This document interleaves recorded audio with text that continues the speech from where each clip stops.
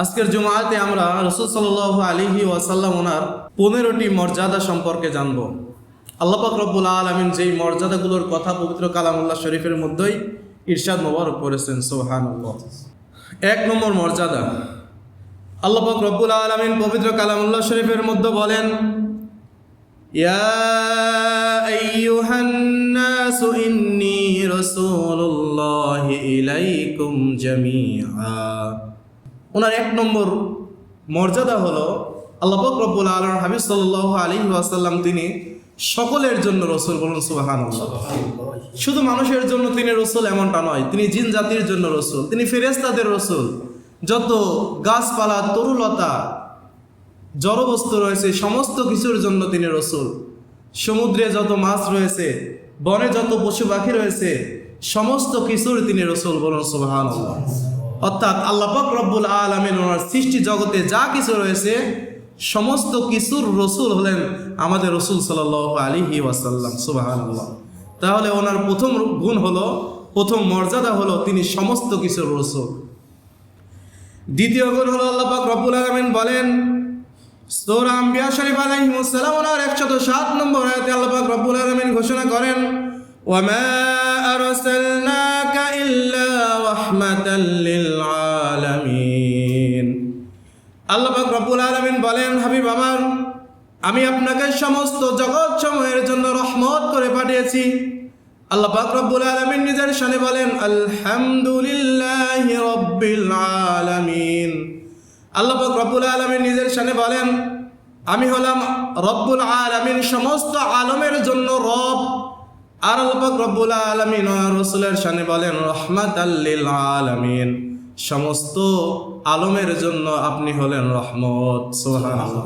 অর্থাৎ রাসূল সাল্লাল্লাহু আলাইহি ওয়াসাল্লাম তিনি আল্লাহ পাক রব্বুল আলামিন তিনি যত জগতের জন্য সৃষ্টিকর্তা রব, রাসূল সাল্লাল্লাহু আলাইহি ওয়াসাল্লাম তত জগতের জন্য রহমত। সুবহানাল্লাহ। কারণ শব্দ একই, রব্বুল আলামিন আর রাহমাতাল লিল আলামিন। আল্লাহ পাক হলেন রব্বুল আলামিন আর নবীজি হলেন রাহমাতাল লিল আলামিন। সুবহানাল্লাহ।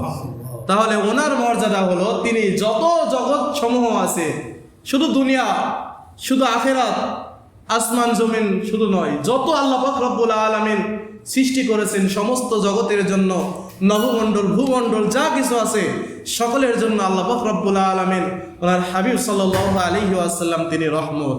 সুবহানাল্লাহ। তৃতীয় গুণ হলো, তৃতীয় মর্যাদা হলো আল্লাহ পাক রব্বুল আলামিন সূরা সাবার মধ্যে ঘোষণা করেন, ওয়া মা আরসালনাকা ইল্লা কাফাতাল লিন-নাসি বাশীরান ওয়া নাযীরা ওয়ালাকিন্না আকসারান-নাসি লা ইয়ালামুন।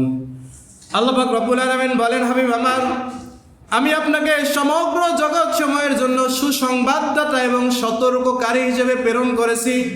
সুবহানাল্লাহ। রাসূল সাল্লাল্লাহু আলাইহি ওয়াসাল্লাম তিনি হলেন সমগ্র জগতের জন্য সুসংবাদদাতা এবং সতর্ককারী। বলুন সুবহানাল্লাহ। শুধু যে আমরা ওনার প্রতি ঈমান এনেছি, ওনার উম্মত হয়েছি, আমাদের জন্য যে সুসংবাদদাতা, আমাদের জন্য যে সতর্ককারী বিষয়টা এমন নয়, বরং যত মানুষ আছে, যত সৃষ্টিকুল রয়েছে সকলের জন্য তিনি সুসংবাদদাতা, সকলের জন্য তিনি সতর্ককারী। বলুন সুবহানাল্লাহ। এটাই হলো আমাদের রাসূলের মর্যাদা। এরপরে 4 নম্বর যে মর্যাদা সেটি হলো আল্লাহ পাক রব্বুল আলামিন বলেন, ওয়া ইন্নাকা লাআলা খুলুকিন আযীম। আল্লাহ পাক রব্বুল আলামিন 4 নম্বর মর্যাদা বলেন, ওয়া ইন্নাকা লাআলা খুলুকিন আযীম। আল্লাহ পাক রব্বুল আলামিন বলেন, হাবিব আমার, সৃষ্টির জগতের যত কিছু রয়েছে, যত কুল মাখলুকাত রয়েছে সমস্ত কিছুর উপরে আপনার চরিত্রকে আমি উন্নত করেছি, উন্নত চরিত্র হিসেবে প্রতিষ্ঠিত করে দিয়েছি। সুবহানাল্লাহ। এবং 4 নম্বর যে মর্যাদা সেটা হলো আল্লাহ পাক রব্বুল আলামিন সৃষ্টি জগৎ যত রয়েছে, যত নবী রাসূল আলাইহিস সালাম রয়েছে, কুল মাখলুক রয়েছে সমস্ত কিছুর উপরে আপনার আমার হাবিবের চরিত্রটাকে উন্নত করে দিয়েছেন। কে বলেন তো? আল্লাহ পাক রব্বুল আলামিন। আল্লাহ পাক রব্বুল আলামিন সূরা আলম নাসরের মধ্যে আরো বলেন, ওয়ারাফা'না লাকা যিকরাক। হাবিব আমার, আপনার সম্মানকে আমি আল্লাহ পাক রব্বুল আলামিন সৃষ্টি জগতের সমস্ত কিছুর উপর বুলন্দর করে দিয়েছি। মর্যাদাশীল করে দিয়েছি, উচ্চ করে দিয়েছি। সুবহানাল্লাহ। এরপরে 5 নম্বরে আল্লাহ পাক রব্বুল আলামিনের হাবিব সাল্লাল্লাহু আলাইহি ওয়াসাল্লাম ওনার মর্যাদা হলো, আল্লাহ পাক রব্বুল আলামিনের হাবিব সাল্লাল্লাহু আলাইহি ওয়াসাল্লাম তিনি সমস্ত জগতের জন্য আদর্শ। সুবহানাল্লাহ। আল্লাহ পাক রব্বুল আলামিন পবিত্র কালামুল্লাহ শরীফের সূরা আহজাবের 21 নম্বর আয়াতে বলেন, লাকাদ কানা লাকুম ফি রাসূলিল্লাহি উসওয়াতুন হাসানাতুল লিমান কানা ইয়ারজুল্লাহা ওয়াল ইয়াউমাল আখির ওয়া যাকারাল্লাহা কাসীরা। আল্লাহ পাক রব্বুল আলামিন বলেন, লাকাদ কানা লাকুম ফি রাসূলিল্লাহি উসওয়াতুন হাসানাহ, নিশ্চয় তোমাদের জন্য আল্লাহ পাকের রাসূলের মধ্যে রয়েছে উত্তম আদর্শ। আর এটা তাদের জন্য যারা আল্লাহ পাককে বিশ্বাস করে, আখিরাতকে বিশ্বাস করে এবং ওনাকে বেশি বেশি স্মরণ করে। সুবহানাল্লাহ। আল্লাহ পাক রব্বুল আলামিন বলেন যে যারা আল্লাহ পাক ওনাকে বিশ্বাস করে, আখিরাতকে বিশ্বাস করে এবং ওনাকে বেশি বেশি স্মরণ করে, তাদের জন্য আমার রসুলের মধ্যে রয়েছে উত্তম আদর্শ। সুবহানাল্লাহ। রসুল সাল্লাল্লাহু আলাইহি ওয়াসাল্লাম তিনি একমাত্র উম্মতের জন্য আদর্শ। মুসলমানদের জন্য তিনি ব্যতীত অন্য কেউ আদর্শ হতে পারে না। পারে কি বলেন? অন্য কেউ আদর্শ হতে পারে না। আপনার আমার একমাত্র আদর্শ হলো আপনার আমার হাবিব সাল্লাল্লাহু আলাইহি ওয়াসাল্লাম। ওনাকে আদর্শ হিসেবে আমাদের ধরে নিতে হবে, ওনাকে আদর্শ হিসেবে নিজের জিন্দেগিটাকে গড়তে হবে, তাহলে আল্লাহ পাক রব্বুল আলামিন ওনার রঙে রঙিন হওয়া যাবে। সুবহানাল্লাহ। এরপরে 6 নম্বর বিষয় হলো, রাসূল সাল্লাল্লাহু আলাইহি ওয়াসাল্লাম ওনার অনুগত না করলে মুমিন হওয়া যায় না। আল্লাহ পাক রব্বুল আলামিন সূরা নিসার 65 নম্বর আয়াতের মধ্যে বলেন, ফালা ওয়া রাব্বিকা লা ইউমিনুনা হাত্তা ইউহাক্কিমুকা ফীমা শাজারা বাইনাহুম সুম্মা লা ইয়াজিদু ফি আনফুসিহিম হারাজাম মিম্মা قضيت ويسلموا تسليما।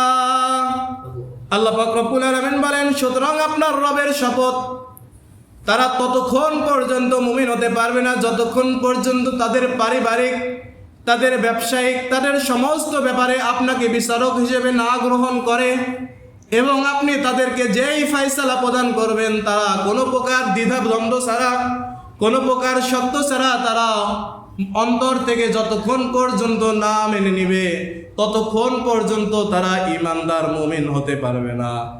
তাহলে রসুলের মর্যাদা হলো, একজন মুমিন যে হবে তার ব্যবসায়িক, তার সামাজিক, তার পারিবারিক সমস্ত বিষয়ের উপর রসুলকে বিচারক হিসেবে গ্রহণ করতে হবে, রসুলকে আদর্শ হিসেবে গ্রহণ করতে হবে।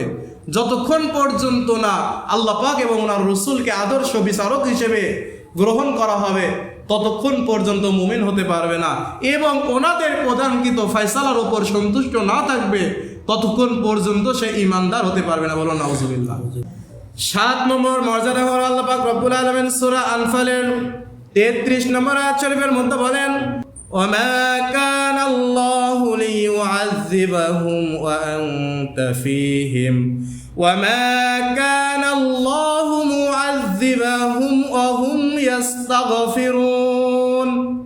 আল্লাহ পাক রব্বুল আলামিন বলেন, আমি এমন নয়, আল্লাহ পাক রব্বুল আলামিন এমন নয় যে আপনি যেখানে অবস্থিত করবেন, যেখানে থাকবেন সেখানে আমি আল্লাহ পাক শাস্তি দিব, আযাব দিব। এবং আল্লাহ পাক রব্বুল আলামিন এমনও নয় যে কোনো বান্দা আল্লাহ পাক ওনার কাছে ক্ষমা প্রার্থনা করবে আর আল্লাহ পাক রব্বুল আলামিন তাকে ক্ষমা না করে শাস্তি প্রদান করবে। আল্লাহ পাক রব্বুল আলামিন বলেন, ওমা কান আল্লাহু লিয়ুআযযিবাহুম ওয়া আনতা ফীহিম।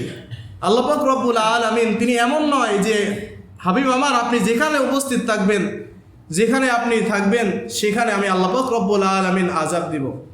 দেখেন অন্যান্য উম্মতের দিকে তাকিয়ে দেখেন, আল্লাহ পাক রব্বুল আলামিন লূত আলাইহিস সালামের কওমকে একদম জিবরাইল আলাইহিস সালাতু ওয়াস সালাম তিনি জমিন আসমানে নিয়ে গিয়ে নিচে ফেলে দিয়েছিল, অর্থাৎ তাদের জমিনকে ধ্বংস করে দিয়েছিল। নূহ আলাইহিস সালাতু ওয়াস সালাম ওনার উম্মতকে ধ্বংস করে দিয়েছিল। এভাবে পূর্ববর্তী যে সমস্ত উম্মত ওনাদের তাদের পাপের কারণে আল্লাহ পাক রব্বুল আলামিন তাদেরকে একবারে ধ্বংস করে দিয়েছে। কিন্তু উম্মতে মুহাম্মাদি তাদেরকে ধ্বংস না করার কারণ আল্লাহ পাক রব্বুল আলামিন যদিও ছোট ছোট আযাব গজব দিয়ে তাদের সতর্ক করেন, কিন্তু তিনি তাদেরকে ধ্বংস করে দেন না। কারণ আপনার আমার হাবিব সাইয়্যিদুল আম্বিয়া ওয়াল মুরসালিন তিনি আমাদের মাঝে জমিনে অবস্থিত। সুবহানাল্লাহ। 8 নম্বর মর্যাদা হলো আল্লাহ পাক রব্বুল আলামিন বলেন, ইয়া আইয়ুহাল্লাযীনা আমানু লা তারফাউ আসওয়াতাকুম فوق صوت النبي ولا تجهروا له بالقول كجهر بعضكم لبعض أن تحبط أعمالكم وأنتم لا تشعرون। আল্লাহ পাক রব্বুল আলামিন বলেন, হে ঈমানদারগণ, তোমরা রাসূল সাল্লাল্লাহু আলাইহি ওয়াসাল্লাম ওনার কণ্ঠস্বর থেকে তোমাদের নিজেদের কণ্ঠস্বর উঁচু করবে না, তোমাদের কণ্ঠস্বরকে তোমরা নিচু করবে। কারণ এমন যেন না হয় এই বিধান প্রণয়ন এর কারণ এটাই হলো যাতে তোমাদের আমলগুলো ধ্বংস না হয়ে যায়, যা তোমরা বুঝতেও পারবে না। বলুন নাউজুবিল্লাহ। এবার 9 নম্বর বৈশিষ্ট্য হলো আল্লাহ পাক রব্বুল আলামিন সূরা ফাতিহার 2 নম্বর আয়াতের মধ্যে বলেন, লিয়াগফিরা লাকাল্লাহু মা তাকদ্দামা মিন যামবিকা ওয়া মা তাআখার ويتم نعمته عليك ويهديك صراطا مستقيما। আল্লাহ পাক রব্বুল আলামিন বলেন, হাবিব আমার, আপনার পূর্ববর্তী এবং পরবর্তী যত গুনাহ ছিল সমস্ত কিছু আমি ক্ষমা করে দিয়েছি এবং আপনার ওপর আমি আল্লাহ পাক রব্বুল আলামিন নিয়ামত পরিপূর্ণ করে দিয়েছি এবং আপনাকে সরল পথ দেখিয়েছি, প্রদর্শন করেছি এবং আপনি যাতে আপনার উম্মতদেরকে সরল পথে আনতে পারেন সেই বিষয়ে আপনাকে সাহায্য করেছি। সুবহানাল্লাহ। এবং আল্লাহ পাক রব্বুল আলামিন প্রথমে বলেন, ইন্না ফাতাহনা লাকা ফাতাহাম মুবিনা, আপনাকে আমি উত্তম বিজয় দিয়েছি, সুস্পষ্ট বিজয় দিয়েছি। সুবহানাল্লাহ। আল্লাহ পাক রব্বুল আলামিন নবী রাসূল আলাইহিস সালাম ওনাদের কোনো গুনাহ ছিল না, ছিল কি বলেন? ওনাদের কোনো গুনাহ ছিল না। কিন্তু বর্তমান সময়ে কিছু কিছু মানুষ আছে যারা রাসূল সাল্লাল্লাহু আলাইহি ওয়াসাল্লাম ওনার ভুল ধরতে যায়, ওনার প্রতি কটূক্তি করে। বলুন নাউজুবিল্লাহ। এটা জেনে রাখতে হবে, রাসূল সাল্লাল্লাহু আলাইহি ওয়াসাল্লাম ওনার আদর্শের বিষয়ে, ওনার বিষয়ে যদি কোনো ব্যক্তির মনে সন্দেহ থাকে, ভুল ধরা তো দূরের কথা, সন্দেহ যদি থাকে, তবুও তার ঈমান হরণ হয়ে যাবে, ঈমান থেকে বিচ্যুত হয়ে যায়। বলুন নাউজুবিল্লাহ। সেজন্য রাসূল সাল্লাল্লাহু আলাইহি ওয়াসাল্লাম ওনার কোনো গুনাহ ছিল না, ওনারা হলেন নিষ্পাপ মাসুম। আল্লাহ পাক রব্বুল আলামিন ওনাদেরকে বিজয় করেছেন, ওনাদেরকে আল্লাহ পাক রব্বুল আলামিন মাহবুব করেছেন। বলুন সুবহানাল্লাহ। এরপরে 10 নম্বর বৈশিষ্ট্য হলো আল্লাহ পাক রব্বুল আলামিন ওনাকে ওনার কালামুল্লাহ শরীফ কোরআনুল কারীম নাজিল করেছে। সুবহানাল্লাহ।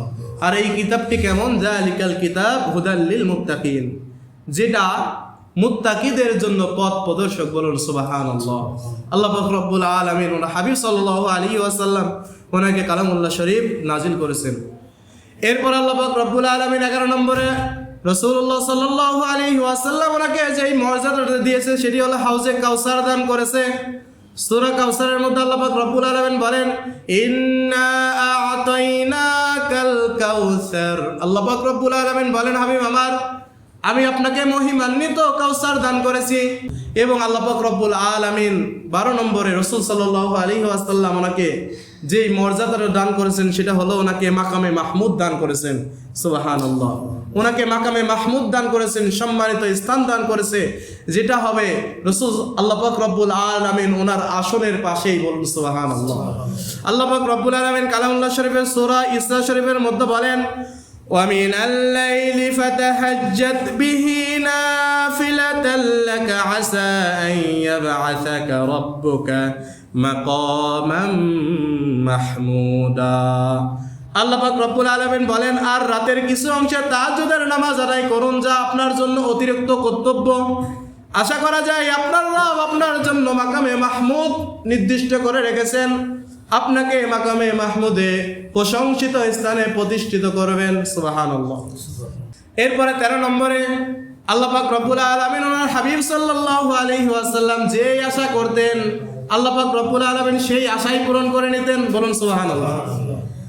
আল্লাহ পাক রব্বুল আলামিন সূরা বাকারা শরীফের 144 নম্বর আয়াতের মধ্যে বলেন, قد نرى تقلب وجهك في السماء فلنولينك قبلة ترضاها فول وجهك شطر المسجد الحرام আল্লাহ পাক রব্বুল আলামিন বলেন, হাবিব আমার, আপনি বারবার আকাশের দিকে তাকাচ্ছেন, আমি জানি আপনার অন্তর কি চাই।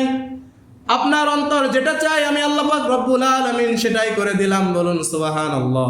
অর্থাৎ আল্লাহ পাক রব্বুল আলামিন হিজরতের পর ইসলামের প্রথম সময়ে কিবলা ছিল বাইতুল মুকাদ্দাস। প্রথম সময়ে, এখন বর্তমানে আমাদের কিবলা কি বলেন তো? কাবা শরীফ। কিন্তু ইসলামের প্রথম যুগে প্রায় 18টি মাস রাসূল সাল্লাল্লাহু আলাইহি ওয়াসাল্লাম তিনি এবং মুসলমানগণ আলাইহিমুসসালাম ওনারা কিবলা শরীফে বাইতুল মুকাদ্দাস ওনাকে কিবলা বানিয়ে নামাজ আদায় করেছিল। কিন্তু রাসূল সাল্লাল্লাহু আলাইহি ওয়াসাল্লাম তিনি মনে মনে চাইতেন যে কাবা শরীফ যদি কিবলা হতো। রাসূল সাল্লাল্লাহু আলাইহি ওয়াসাল্লাম তিনি বারবার আকাশে তাকাইতেন যে কখন আল্লাহ পাক রব্বুল আলামিন এই হুকুম জারি করবেন। রাসূল সাল্লাল্লাহু আলাইহি ওয়াসাল্লাম মনে আশার করার কারণে আল্লাহ পাক রব্বুল আলামিন ওনার এই আশাটাও পূরণ করে দেন। সঙ্গে সঙ্গে আল্লাহ পাক রব্বুল আলামিন কাবা শরীফকে কিবলা বানিয়ে দেন। সুবহানাল্লাহ। 14 নম্বরটা হলো আল্লাহ পাক রব্বুল আলামিন যেটা কোনো নবী রাসূল আলাইহিমুসসালাম ওনাদেরকে এই মর্যাদা দেন নাই, শুধুমাত্র একমাত্র আপনার আমার হাবিব সাল্লাল্লাহু আলাইহি ওয়াসাল্লামকে দিয়েছিলেন, সেটি হলো পবিত্র মিরাজ শরীফ। সশরীরে আল্লাহ পাক রব্বুল আলামিন ওনার সঙ্গে ওনার হাবিব সাল্লাল্লাহু আলাইহি ওয়াসাল্লাম ওনার মোলাকাত করিয়েছিলেন। বলুন সুবহানাল্লাহ।